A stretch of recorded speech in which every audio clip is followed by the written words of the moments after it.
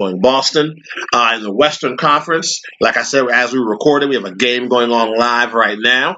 And in that game, you have a 70-68 lead with 4 minutes left in the quarter for Golden State. So we thought it was going to be competitive, and man, it's competitive. 2-point lead for the Golden State Warriors. So, real quick talking about this, Pat. Both teams are healthy. I'm not worried about this Klay Thompson, Steph Curry tweaked ankle injuries to playoffs. These guys are champs. They'll figure it out. Chris Paul is walking. He's playing basketball. James Harden is James Harden. Who are you picking for this series? You know who I'm going with. I was going to flip a coin, but I don't have one in my pocket. So, seriously though, I've been struggling with this one. I'm a James Harden guy. I love James Harden. Obviously, watching last year's series and knowing how close they came. I want to go with the Rockets, but seeing what Kevin Durant did the end of the final, it's hard. But I'm going to stick with my pick. I'm going to stick with my Houston Rockets pick. I think Capella is going to come up big in this series, and it's going to make a big difference. And I think that, I don't think Kevin Durant's going to have 50-point game, any 50-point game in this series. I just don't. I don't see it happening. And he might have a 35, 40-point game. I just don't see him going for 50. But I'm going to stick with my pick. I'm going to go with the Houston Rockets. I liked them last year. I picked them last year again. And with Chris Paul being healthy, I think I'm going to stick with them. So I'm going to stick with the Houston Rockets in this series. All right. Well, for me, I am the card-carrying member of the Golden State Warriors hater club. I got some love for KD, a local guy from Maryland, so I'll never say I don't like Kevin Durant. I might like his choices, but Kevin Durant, the basketball player, is a force of nature. For me, I'm going Houston. I think the key for this series is it's Chris Paul and everybody else that plays for the Houston Rockets. And what I mean by that is I think James Harden, in my opinion, has exercised the demons of not being playoff ready, not being ready for the big moments, not scoring when it matters in the playoffs. James Harden brings his hard hat and lunch bucket to work every day. It's Chris Paul with the injuries, and it's the other guys, the PJ Tuckers, the Eric Gordons, the Gerald Greens. Those are the guys that are going to have to bring it every night and do their job, which is be a difference maker for the Houston Rockets to win this series. But I'm gonna pick Houston, even though I know Golden State has home court advantage this year, which matters because Oracle Arena in the playoffs is loud. I'm still gonna go with the Houston Rockets in this one. That's another reason why I was struggling with this pick as well. Obviously, last year the Rockets had home court advantage. Correct. This year they don't. But I also, I don't know. I'm so torn. I feel like I should pick the Warriors because this is what could be Kevin Durant's final season with the Warriors, with all the talk of him going to the Knicks. True. But I'm going to stick. If we could only we need to get this show on video. You can see the struggle in Pat's face on making a decision there. Man, that's how good of a series. That's how good of a series I know it can be. Oh, it's going to be awesome. I don't think that either the Rockets or the Warriors are going to blow out either team. It's not going to be like some of the other games where we had 2 games that were close and all the other games were 10 to 12 points in every single game. I mean, obviously both teams can score. Absolutely. That's hands down. Yep. At the end of the day, it comes down to the other things. It all comes down to Chris Paul. Can he stay healthy? 1. 2, can he knock down the shots consistently like he's been doing, like he has done his entire career? Eric Gordon. Is Eric Gordon going to be Eric Gordon, or is Eric Gordon going to go 3 for 15 from the 3-point line at any given game? I mean, they live and they die by the 3. Yeah, we know that. Absolutely. We know that about that team. I believe, if I'm not mistaken, they're averaging 43 3-pointers per game in the playoffs. That's it? That's it. Yeah, they're averaging 43. They're actually averaging making almost 16. 16 out of 43 is what they're. I mean, come on, they're just jacking them up left and right, left. That's the Mike D'Antoni way, baby. Let it fly. Hey, let it fly. Right, but PJ Tucker's out there knocking them down in the corner. That's what matters. Gordon, you got your boy Doc Rivers' son. Yep. You're right about that, Austin Rivers. Austin And then, Rivers, like I said, Gerald Green. Yeah, that's why to me the key is the other guys. I'm going to say that Harden's going to get his. What are Chris Paul and the rest of the guys that played for the Houston Rockets going to do? To me, that's the key to that series in the West. So Pat and I are both in agreement. We're going to go Houston Rockets in this series. I'm sure in a couple of weeks you'll probably be angry when the Golden State Warriors sweep them or something like that. Kevin Durant's going to get a copy of the show. The other Western Conference semifinal matchup, two teams people didn't expect to see here, and it also tells me we're going to have a first-time Western Conference participant we haven't seen in a long time, and that's the Portland Trailblazers taking the 3 seed, taking on the Denver Nuggets, which is the number 2 seed. For me, another great guard matchup. You got Murray, who's a trash talker, but not the Russell Westbrook level, but likes to talk and is a really solid player, going up against Damian Lillard. And then also, who on Portland is matching up against the Joker? Cantor's kind of slow, a foot. Is it him? Is it Miles Leonard? Who's the person? Who's going to be the person for Portland that can match up with him and at least make things difficult for him to execute? Because the offense runs through him. This is really an intriguing matchup, Portland versus Denver. This is going to be probably the best series, I think, in the playoffs. And the reason I say that is because you got Damian Lillard trying to get that chip off his shoulder, trying to make that next step and prove all the doubters who don't, who he can't. How many years has he missed the All-Star team? Oh man! Now, granted, that's not his fault. It's nothing he did. It's nothing that no one not wanting to vote him in. It's just the competition is so strong at that position in the Western Conference. Absolutely, hella guards. Right. But it's Damian Lillard with that chip on his shoulder to prove all the doubters wrong. To prove that, 1, that he belongs. 2, that him and McCollum can do it. Like, 2 guards can do it. Nurkic going down really hurt him, but Cantor has been, like I said, that guy that stepped up and has really, really did a great job in that first series.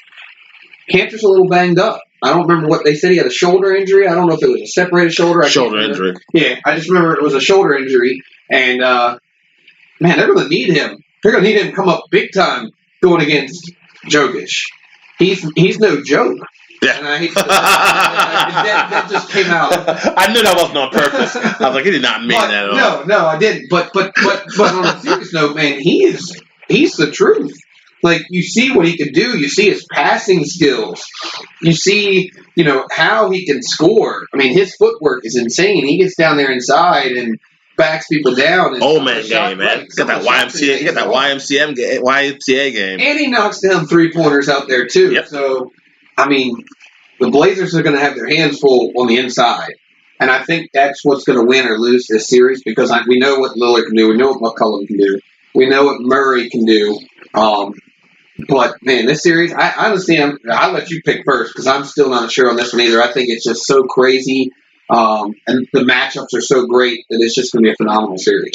Well, the series starts on Monday at 10:30. Looking at the regular season, they played 4 times. All the games are close. I mean, you had the first matchup of the season where the Nuggets won by 1. The Nuggets won the second game by 3 points.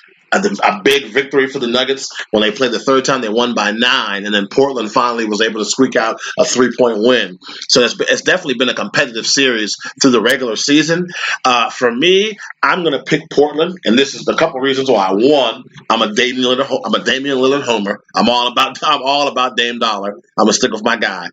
2, I think that, and it might sound cliche, and everybody says that, Joe, come on, be better, but experience. Portland has more playoff experience than the Denver Nuggets have. Yes, they just played a Game 7 against the San Antonio Spurs, but when you get eliminated in the first round as a high seed and have to hear about it all summer long, like Portland did, that gives you a little bit of extra juice in your tank. So I think that's going to be a factor, and I also think that the bench play, I think Portland's bench is better than Denver's bench. So I'm going to pick Portland in 7 games in the series. I think this is going to go 7.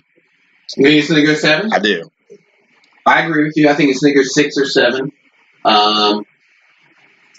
Man, who do I go with? Do I go with the 2 young guns and Lillard and McCollum and guys that obviously have, that playoff experience already, like you said? Or do I go with a team that, man, they can really knock down threes? They can, they got a guy on the inside and Jokic. That's going to be a tough matchup for any team in the playoffs. Honestly, man.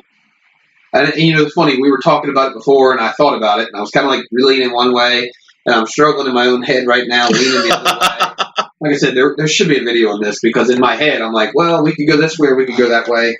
I'm actually going to stick with the Nuggets. I just think that they have too much firepower. I think they play a little bit better defense as well than the Blazers. I think it's going to be a tough game. I wouldn't be surprised if the Trailblazers win the game, but I'm going to have to go with my gut. I'm going to have to say that, Murray and Jokic and having Millsap there, it's just going to be too much, and they're going to pull it out. All right, I can respect that. So those are our matchups in the NBA playoffs right now that we have.